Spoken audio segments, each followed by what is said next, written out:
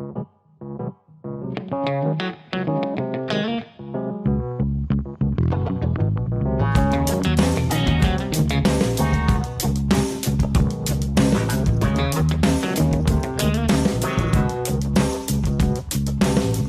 guy, welcome back TV Spoilers Tuesday.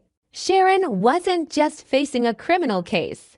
She was facing the oldest fear a mother can carry the moment she realizes the child she loves more than her own breath has crossed a line that neither the law nor conscience can simply ignore.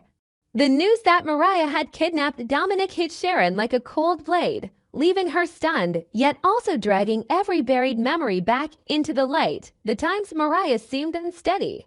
The sleepless nights, the long silences, the warning signs no one named out loud, the moments everyone chose to let it pass because confronting it felt too terrifying. To the outside world, what Mariah did could only be called a crime.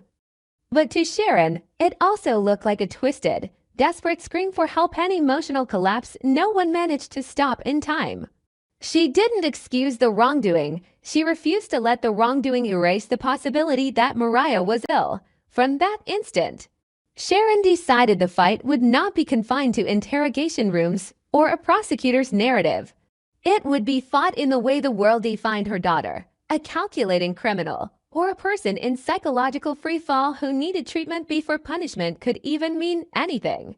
That conviction quickly became a decision many people found controversial, even dangerous. Sharon began pursuing a legal strategy that would argue Mariah's mental state should be central to her case, hoping it might spare Mariah from prison, or at least prevent her from being locked away in a system Sharon feared would only harden the damage. Sharon could not accept the image of Mariah disappearing behind steel doors and fluorescent routines, reduced to a file number, sealed off from anything that resembled healing. Her dread wasn't sentimental weakness. It was shaped by Sharon's own knowledge of what it means to lose the ground under your mind, to be swallowed by storms other people don't understand. She believed punishment could become another form of abandonment, a socially acceptable way to push someone deeper into the dark so everyone else could feel safe. So Sharon went looking for an attorney, not to pretend Dominic hadn't been taken, not to rewrite reality, but to force the court and everyone watching to confront the complexity Sharon could not unsee. Mariah's condition mattered, and ignoring it would not protect anyone in the long run. The moment Sharon chose that path, she stepped into a battlefield inside her own family and the relationships she thought would steady her. Tessa's reaction arrived first, sharp and unflinching. Tessa wasn't arguing for cruelty, but she refused to let a diagnosis become a convenient shelter from accountability. In Tessa's eyes, if Mariah didn't face consequences, any attempt at recovery would risk turning into another lie, another way for Mariah to dodge the truth and keep spiraling. Tessa feared Sharon's love, in its fiercest form, could morph into a shield that softened an act of profound seriousness into a story meant to persuade and soothe. And what made it worse was that Tessa understood Mariah's fight more than most. She knew Mariah's courage, her effort, her stubborn hunger to be okay. Precisely because she knew, Tessa was terrified that escaping responsibility would become a sweet poison, leaving Mariah permanently trapped in self-justification. Their conflict wasn't just about the law. It struck the most fragile place in both of them. Sharon was fighting the terror of losing her child. Tessa was fighting the terror of losing Mariah in a different way, losing her to a cycle of denial that looked like survival but wasn't. The pressure didn't end with Tessa. Abby and Devin challenged Sharon from the raw perspective of people who had been directly harmed and from the position of adults who would have to live with the aftermath. Dominic wasn't a concept in a courtroom. He was a child. He was vulnerability made real. He was the nightmare that one mistake could have ended in irreversible tragedy. When Sharon insisted on framing Mariah's situation through mental illness, Abby and Devin heard blind loyalty and unsettling sense that Sharon was placing Mariah above everyone else, even above the safety and trauma of a child. Every question they asked tightened the noose of judgment around Sharon's choices. They didn't need Sharon to prove she was a mother. They needed her to prove she grasped the magnitude of what had happened. And the more Sharon pushed, the more it seemed to them that she was minimizing their fear in order to preserve her own hope. When Sharon finally sat down with an attorney, the emotional haze turned into something brutally practical. Love could not win a case without evidence. Fear could not replace documentation. The attorney didn't dismiss the possibility that Mariah was psychologically unstable, but warned Sharon that this kind of defense demanded rigor. The court would require proof, credible evaluations, clear clinical findings, a documented history, and a coherent connection between Mariah's mental state and her actions. Without that, Sharon's strategy could backfire spectacularly, making her look manipulative and pushing the system to clamp down harder. Sharon absorbed each sentence like a hammer striking stone. She understood then that devotion alone would not protect Mariah. If she failed, Mariah wouldn't just be sentenced, she could be permanently branded, socially categorized as dangerous and beyond help. That fear sharpened Sharon's determination, but it also forced her to interrogate herself. Was she seeking justice or chasing a way to numb her own pain? Was she defending Mariah's humanity or trying to outrun her own guilt as a mother? So Sharon sought a psychological specialist to evaluate Mariah, clinging to the hope that naming the deeper cause would shift how everyone reacted: less rage, less hunger for punishment, more willingness to consider treatment. But the process offered no miracles. Every question about Mariah's memory, her impulses, her perception, her emotional state before and after the kidnapping felt like a needle in Sharon's skin. Sharon began replaying the past with merciless clarity, the signs she had missed, the times she told herself Mariah was fine now. The moments the family chose silence because naming the problem would have made it real. The deeper Sharon went, the more she felt she was also standing trial in a courtroom. No one else could see a mother's private indictment, asking whether her love had been strong enough, and whether it had ever been offered in the right way. While Sharon raced through procedures and paperwork, Tessa didn't just oppose her. She began to fracture under the weight of it all.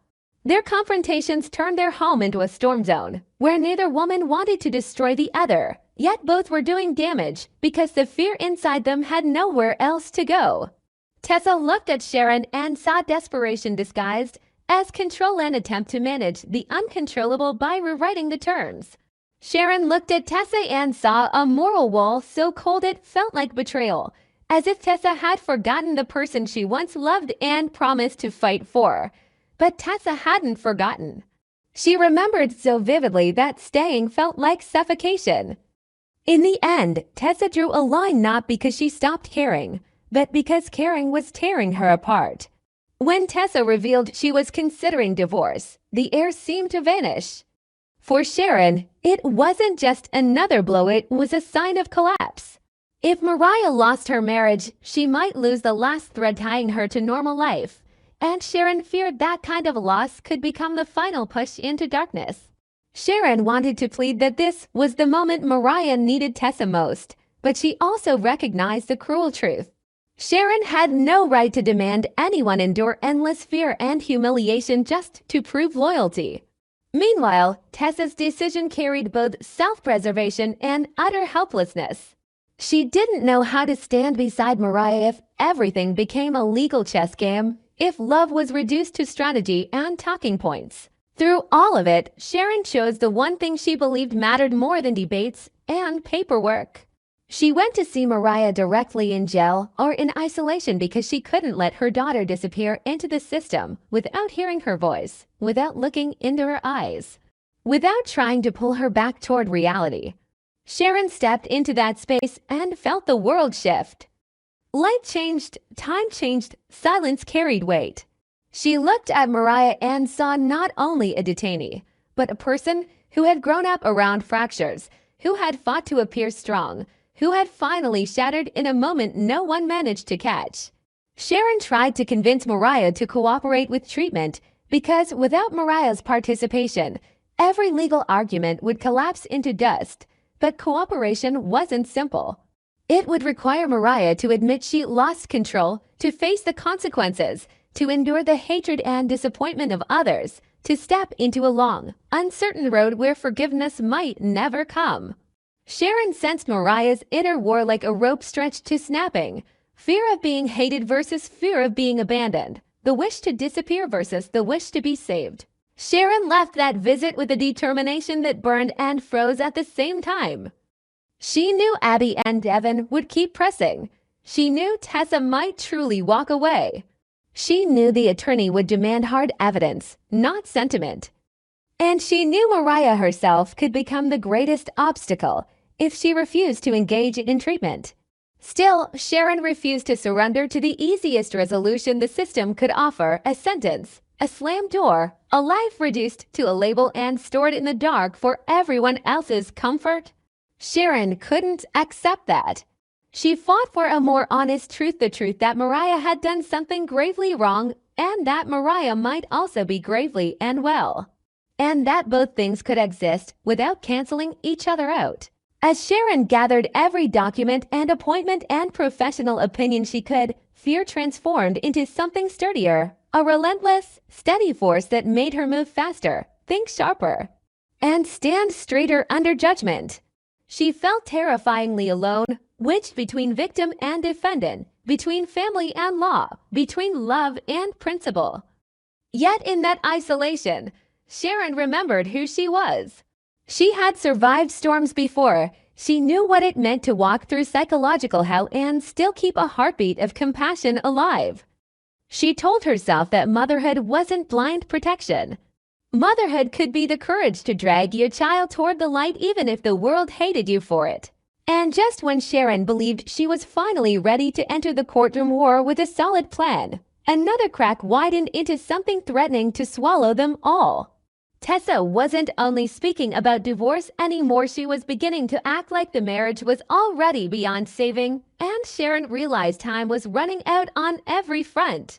Sharon now faced a brutal, impossible balancing act, building a legal case centered on Mariah's mental health, keeping Tessa from turning her back completely, enduring Abby and Devin's pressure. And the most important, getting Mariah to cooperate before the court locked the story into a narrative that could never be undone.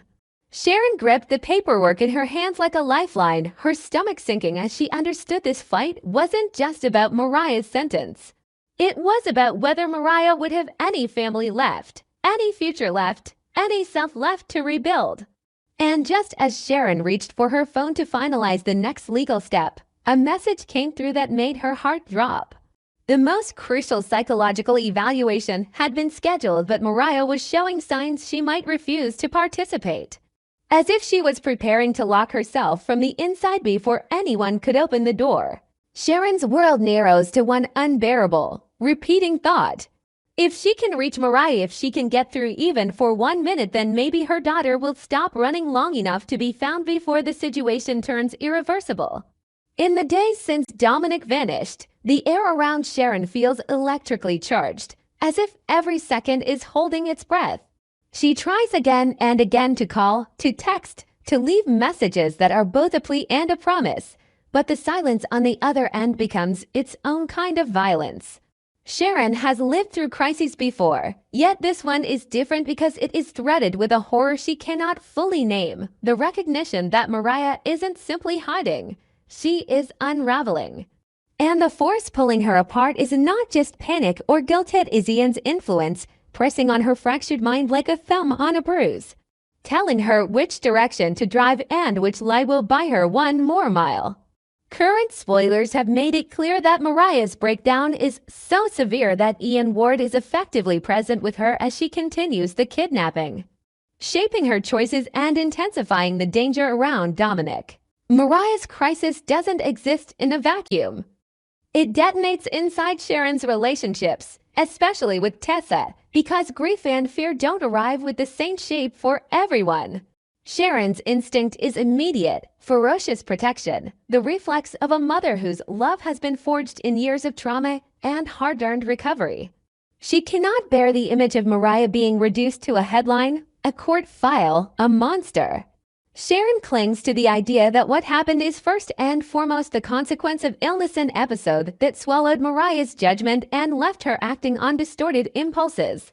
Sharon's mind keeps circling back to Mariah's history, to the way old wounds never truly disappear and can resurface as hallucinations, paranoia, and desperate behavior when the psyche can no longer compensate.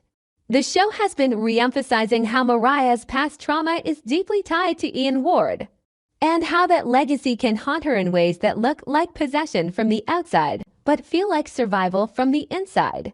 Tessa, however, is being dragged into a different kind of terror, one that demands practical steps and clear boundaries because a child is involved and the stakes are brutally real. Dominic is not an abstract symbol in a family argument. He is a frightened little boy caught inside an adult nightmare. Spoilers suggest Mariah is spiraling so far that she's attempting to redefine Dominic's reality and push a new narrative onto him, even as he resists and refuses to cooperate with the fantasy she's trying to build. For Tessa, this is precisely why she cannot accept Sharon's framing that treats blame as irrelevant. Tessa believes Mariah's illness must be confronted directly, not used as a shield that softens consequences into something negotiable. And beneath Tessa's practicality is a bruised kind of love that is exhausted, love that has been carrying fear for too long. Love that is beginning to realize it may not survive another crisis that demands she sacrifice her own stability to keep someone else afloat. The tragedy is that Sharon and Tessa are both responding to the same catastrophe with the only tools they have, yet their tools scrape each other raw. Sharon hears Tessa's insistence on responsibility and thinks it sounds like coldness, like a refusal to empathize with a mother watching her child fall apart. Sharon's pain is ancient and immediate. She remembers the first time she ever feared she might lose Mariah, and now she is living a version of that fear where losing Mariah doesn't mean death. It means disappearance into prison, into isolation, into public disgust, into a mental break so severe that even love can't reach her. When Sharon can't contact Mariah, she doesn't simply feel anxious. She feels accused by every unanswered ring, as if each failed call is proof she is too late again. Tessa, meanwhile, hears Sharon's fierce defense and feels erased. She feels like Sharon is asking her to accept the unacceptable without letting her grieve the harm being done. Tessa is not blind to mental illness, she is terrified of it because she sees how it can swallow the person she loves and still leave everyone around them expected to smile and keep forgiving. Tessa wants Mariah to live, to heal, to return, but she also wants the truth to be named out loud. Dominic was taken, and the family is shattered, and no diagnosis makes that vanish. The more Sharon insists Mariah is purely a victim of sickness, the more Tessa feels like Sharon is demanding that she swallow her own reality, her own anger, her own fear, until she becomes nothing but a supportive silhouette. As the pressure grows, the conflict between them becomes relentless, less about any single argument and more about the emotional posture each woman has taken to survive. Sharon becomes increasingly protective, not only of Mariah's legal outcome, but of Mariah's identity, as if admitting fault in the wrong way will stamp Mariah forever. She begins to speak and think in absolutes because absolutes feel safer than ambiguity. Mariah is ill, therefore Mariah must be helped, therefore the world must stop trying to punish her. The problem is that absolutes can become a cage too. And Sharon doesn't notice how her refusal to acknowledge wrongdoing, at least in the way others need her to, makes everyone feel like she is choosing Mariah over Dominic, over Abby, over Devin, over the community's sense of safety.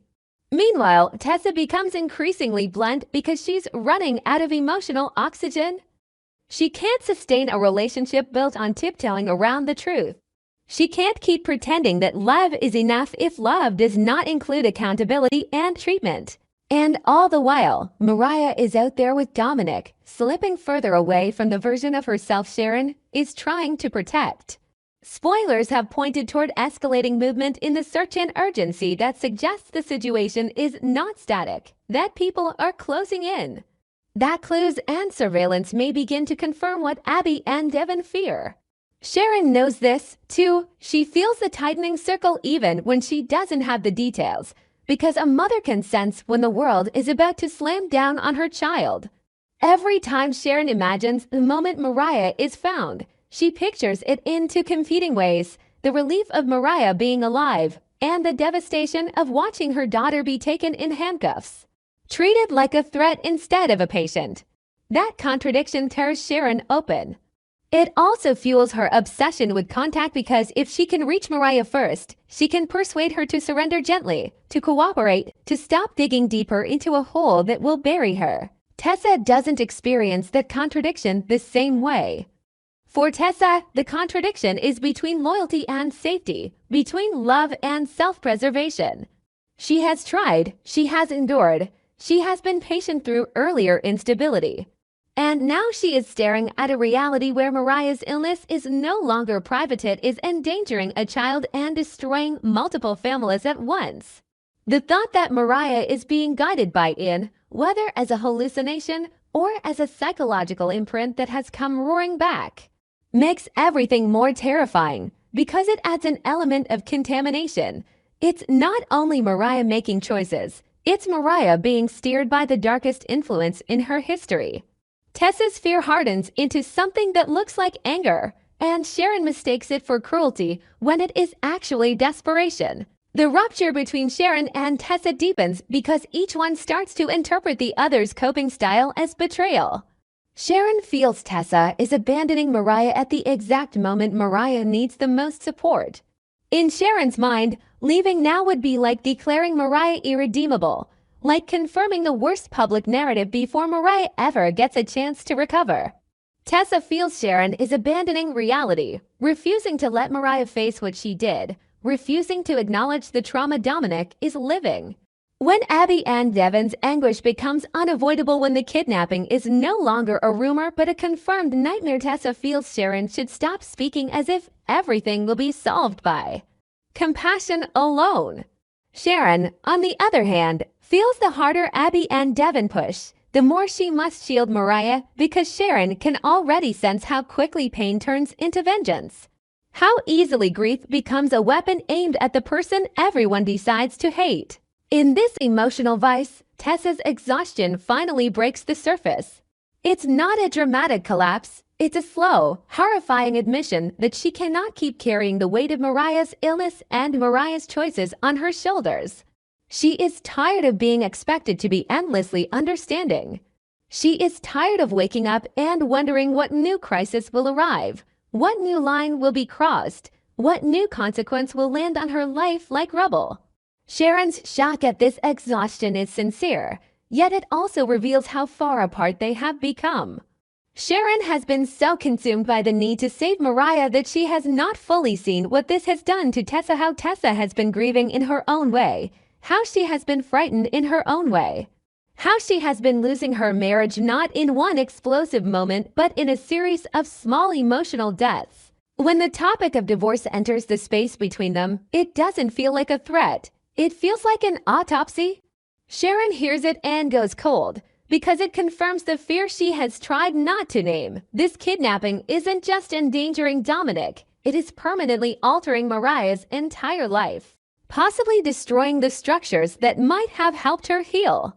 Sharon feels betrayed, not because she wants to control Tessa, but because she cannot understand how someone who loves Mariah could consider leaving while Mariah is clearly in crisis. Tessa feels betrayed, too, because she cannot understand how Sharon can be so protective that she refuses to recognize the damage being done to everyone else. They reach the same word, betrayal, from opposite directions, and it becomes proof that even their shared love for Mariah no longer translates into shared meaning. As Sharon continues trying to contact Mariah, that failure becomes symbolic. Sharon starts to realize that what's truly slipping away is not only Mariah's location, but Mariah's capacity for calm, Mariah's capacity for reason, Mariah's ability to choose help over panic. The fact that Ian is there with her, pushing her deeper into the nightmare, urging her to go further, encouraging the lies that keep Dominic contained, makes Sharon feel like she is fighting a ghost that has always been part of her family's story. Sharon is not only trying to find her daughter, she is trying to outmaneuver the legacy of Ian's control. The way he has always found a way back into their lives by exploiting Mariah's most vulnerable places.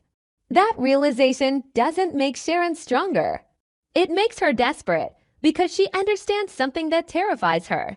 If Mariah is truly not calm, if she is truly in the grip of Ian's influence, then Sharon's words might not matter even if she does get through. Tessa watches Sharon spiral into that desperation and realizes she can't follow her there.